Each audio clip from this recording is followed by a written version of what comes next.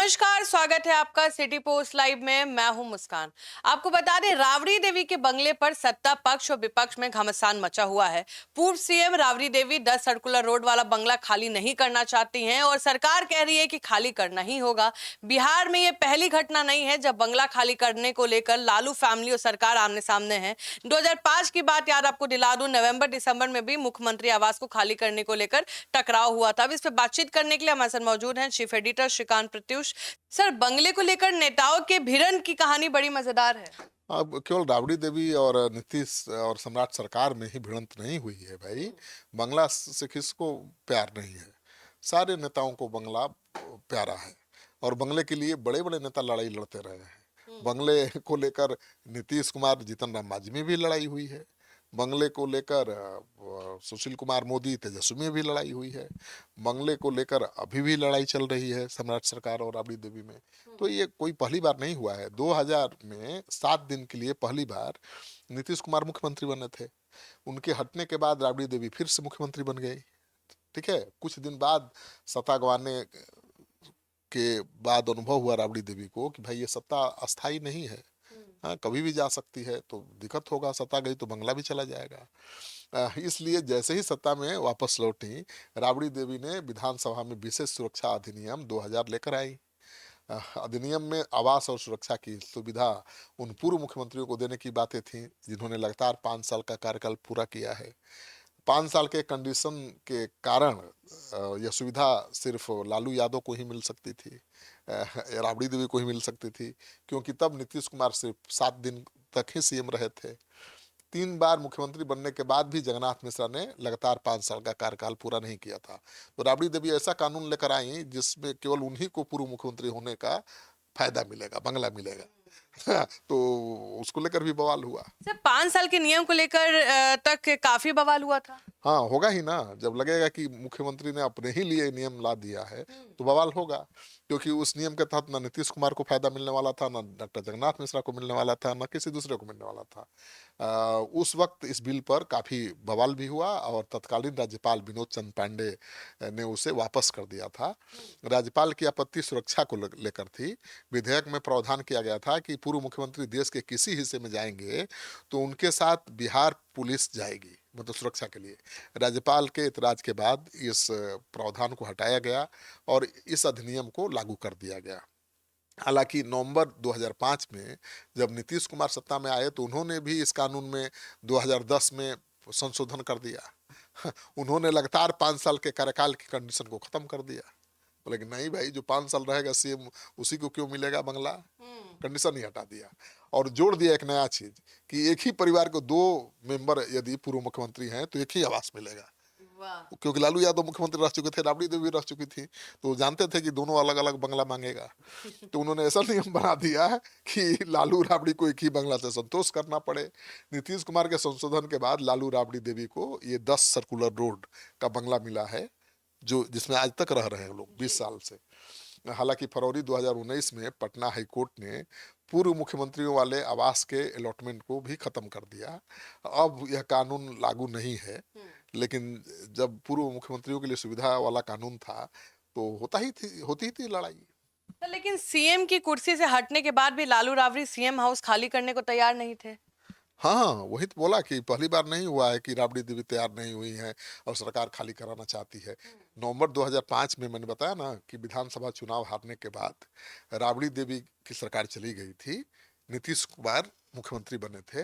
राबड़ी देवी को मुख्यमंत्री आवास खाली करने का नोटिस दिया गया था। तब लालू यादव ने सीएम हाउस खाली करने से मना कर दिया था। लालू प्रसाद यादव ने यह भी कहा था कि मुख्यमंत्री आवास क्यों छोड़ेंगे हम। उनकी पत्नी और वो खुद पूर्व मुख्यमंत्री हैं, ठीक है ना, उनको फिर भी आवास नहीं दिया गया है। 2 महीने तक खूब टकराव चला। 2 फरवरी 2006 को लालू फैमिली ने सीएम हाउस खाली किया था। तो उस समय भी हाई वोल्टेज ड्रामा हुआ था, लेकिन खाली करना पड़ा था। सर, नीतीश ने सीएम हाउस और भव्य बनाने के लिए आवास के लिए 2 बंगला और एक पार्क में लाया। हाँ, नीतीश कुमार ने सीएम हाउस के दायरे को बहुत बढ़ाया। 24 नवंबर 2005 को नीतीश कुमार मुख्यमंत्री बने। हालांकि वह मुख्यमंत्री आवास में मई जून हाँ 2006 में शिफ्ट हुए थे। धीरे धीरे नीतीश कुमार ने इस आवास को भव्य बनाना शुरू किया। मेन गेट मेन बिल्डिंग में 6 बड़े कमरे हैं, जिसमें वीआईपी सूट के अलावा रहने के और भी कमरे, दफ्तर सब कुछ बनाए गए थे। नीतीश कुमार के मुख्यमंत्री बनने के समय तक सीएम हाउस के पास छोटा सा डनबर पार्क था, इसी के पास मुख्य सचिव का भी आवास था। दोनों जगहों को नीतीश कुमार ने मुख्यमंत्री आवास में मिलाया। इससे मुख्यमंत्री आवास का कैंपस 10 एकड़ में फैल गया। डनबर पार्क वाले स्थान पर भी नीतीश कुमार जनता दरबार लगाते थे। जिस आवास में पहले राधानंदन झा और बाद में आरसीपी सिंह रहते थे, उसे मुख्यमंत्री आवास में मिला दिया गया। आज वहीं सीएमओ भी है। यहाँ कई कक्ष हैं जिनमें एक संवाद है। यहाँ नीतीश कुमार बैठकें करते थे और बड़े बड़े फैसले लेते थे। तो नीतीश कुमार ने सीएम हाउस का दायरा बढ़ाया और सम्राट चौधरी ने तो उसको और बढ़ा दिया है। जिसमें तेजस्वी यादव रहते थे, डिप्टी सीएम का बंगला था जिसमें सम्राट चौधरी थे, अब उसको भी सीएम हाउस में जोड़ दिया है। तो और बड़ा बंगला। तो सर मांझी भी सीएम हाउस खाली करने को तैयार नहीं थे। हाँ, मांझी ने भी खूंटा गाड़ दिया था कि नहीं खाली करेंगे। 20 फरवरी 2015 की बात है, जीतन राम मांझी ने मुख्यमंत्री पद से इस्तीफा दिया था। सीएम तो नीतीश ने ही बनाया था, लेकिन बाद में खटपट हो गई दोनों के बीच, और जब मुख्यमंत्री फिर से नीतीश कुमार बन गए तो मांझी सीएम हाउस खाली करने को तैयार नहीं थे। मांझी का तर्क था कि जब नीतीश कुमार मुख्यमंत्री पद से हटे थे तब उन्होंने पूर्व मुख्यमंत्री के तौर पर 7 सर्कुलर रोड वाले आलीशान बंगले को अपने नाम अलॉट करवा लिया और उस पर करोड़ों रुपए खर्च किए गए थे। मांझी कहना था कि नीतीश कुमार पहले 7 सर्कुलर रोड वाला बंगला खाली करे, जिसमें अभी भी नीतीश कुमार रह रहे हैं, ठीक है ना, तभी वो मुख्यमंत्री आवास खाली करेंगे। मांझी जब बंगले में रह रहे थे तब नीतीश सरकार ने आम, लीची, कटहल सीएम हाउस में लगे हुए आम, लीची, कटहल के पेड़ों की रखवाली के लिए बड़ी फौज तैनात कर दी थी। हाँ, कोई आम लीची न तोड़ ले। 8 सब इंस्पेक्टर, 16 कांस्टेबल, मतलब कुल 24 पुलिसकर्मी तैनात थे, ड्यूटी पर लगाए गए थे। और मांझी सीएम हाउस में रहते हुए एक लीची नहीं तोड़ पाते थे। पुलिसकर्मियों को निर्देश था कि किसी को पेड़ से फल नहीं लेने देना है, और यहाँ तक कि जमीन पर गिरे फल भी उठाने नहीं देने हैं, ठीक है ना। तब मांझी ने कहा था कि एक माली को सिर्फ इसलिए सस्पेंड कर दिया गया क्योंकि उसने मांझी के परिवार के लिए कुछ लीची तोड़ लिया था। तो मांझी सीएम हाउस में रहते जरूर थे, लेकिन लीची और आम तोड़ने की इजाजत नहीं थी, और ये पीड़ा दिख रही थी मांझी की, इसका इजहार भी कर रहे थे। तो बंगला का मोह तो नीतीश कुमार को भी रहा है, मांझी को भी रहा है, लालू राबड़ी को तो है ही। सर पूर्व सीएम को बंगला देने का कानून खत्म कैसे हुआ? हाँ, मैंने बताया ना कि हाई कोर्ट में खत्म हो गया। देखिए 2017 में तेजस्वी यादव को बतौर डिप्टी सीएम 5 देश रत्न मार्ग का आवास अलॉट हुआ था, जिसमें सम्राट चौधरी डिप्टी सीएम बने तो थे।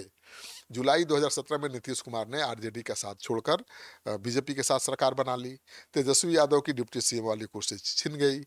तब उस आवास को तत्कालीन डिप्टी सीएम सुशील कुमार मोदी को अलॉट कर दिया गया। तेजस्वी यादव ने आवास खाली नहीं किया और पटना हाई कोर्ट का दरवाजा खटखटाया। पटना हाई कोर्ट में कहा कि भाई जब पूर्व मुख्यमंत्री को बंगला मिल सकता है तो पूर्व डिप्टी सीएम को क्यों नहीं मिल सकता है। हाई कोर्ट के सिंगल बेंच ने तेजस्वी यादव की याचिका खारिज कर दी और फिर आवास खाली कराने का आदेश दे दिया। इसके बाद तेजस्वी ने डबल बेंच में याचिका लगाई। तत्कालीन चीफ जस्टिस एपी शाही, जहाँ तक मुझे याद है एपी शाही थे और कोई दूसरे जस्टिस थे, उनकी बेंच ने सुनवाई की। तेजस्वी की याचिका पर फिर से खारिज कर दी और जो मुख्यमंत्रियों को, पूर्व मुख्यमंत्रियों को जो सुविधाएं मिल रही थी बंगला की, वो सब खत्म हो गया। उसमें लालू राबड़ी का भी अधिकार खत्म हो गया। मतलब सबका पूर्व मुख्यमंत्री होने के नाते जो बंगला मिलने वाला था सब कानून खत्म हो गया। तो तेजस्वी यादव ने अपने ही पैर पर कुल्हाड़ी मार ली। नहीं तो कम से कम उनके माता को, पिता को बंगला तो मिल ही रहा था ना भाई, पूर्व मुख्यमंत्री होने के नाते। लेकिन डिप्टी सीएम को भी मिले, ये फरियाद लेकर कोर्ट जाना उनको महंगा पड़ गया। और आज देखिए उसी बंगले को खाली कराने के लिए सरकार अड़ी हुई है। तो आप सुन रहे थे पूरे डिबेट को। आप क्या सोचते हैं, बंगला मोह कैसा है? और हमारे कमेंट सेक्शन में जरूर बताएं। फिलहाल इस डिबेट में इतना ही।